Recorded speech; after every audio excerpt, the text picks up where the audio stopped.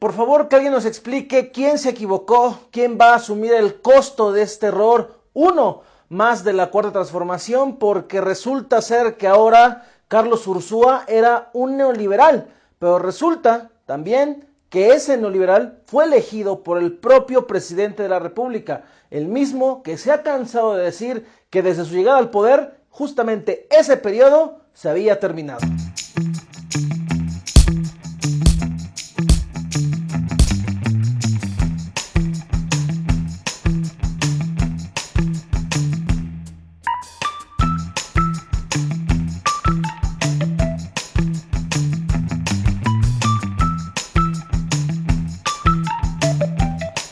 Y no es como mucha gente comentó en redes sociales. Carlos Ursúa no dejó la Secretaría de Hacienda y Crédito Público porque no haya podido seguir robando. Que alguien nos explique cuándo lo hizo, porque era su primer cargo público.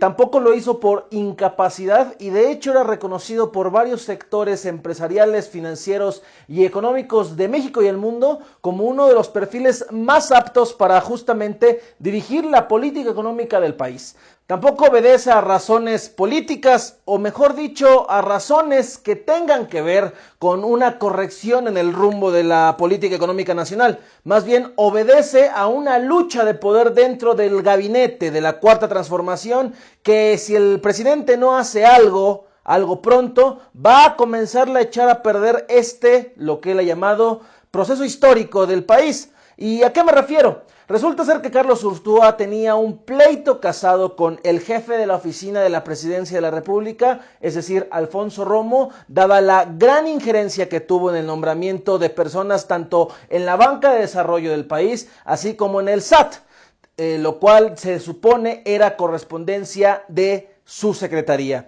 También tenía pleito casado con una persona dentro de la estructura de la Hacienda mexicana, Raquel Buenrostro, la oficial mayor que ha mantenido a raya la austeridad republicana, llevándola casi a pobreza franciscana. Y el tercer nombre está en otra secretaría, la de Energía, Rocío Nale, pues el acabo se fue tanto para Ursúa como para el nuevo secretario Arturo Herrera, el plan de negocio de Pemex que se ha presentado en esta semana. Resulta ser que mucha gente ve a Nale dentro de los cuadros de la Hacienda mexicana como una mujer dispuesta a tomar cualquier decisión sin importar las consecuencias económicas para las finanzas públicas del país que pudiera tener. Y esto acabó por hacer estallar una bomba. La muestra fue la durísima carta, una más, que recibe el presidente López Obrador en referencia a aquella que recibió por parte de Germán Martínez cuando también renunció él al Instituto Mexicano del Seguro Social.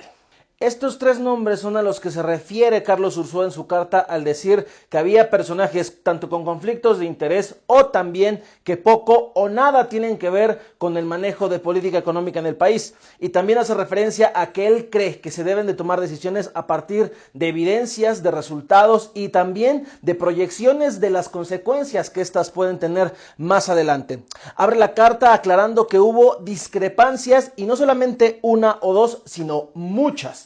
Esto quiere decir que desde que llegó al cargo en diciembre de 2018, cuando fue ratificado por el Congreso de la Unión, que Carlos Ursúa se encontró con resistencias, que se encontró con gente impuesta, que se encontró también con una diferencia en el manejo de lo que es su visión y lo que realmente se dictaba desde Palacio Nacional.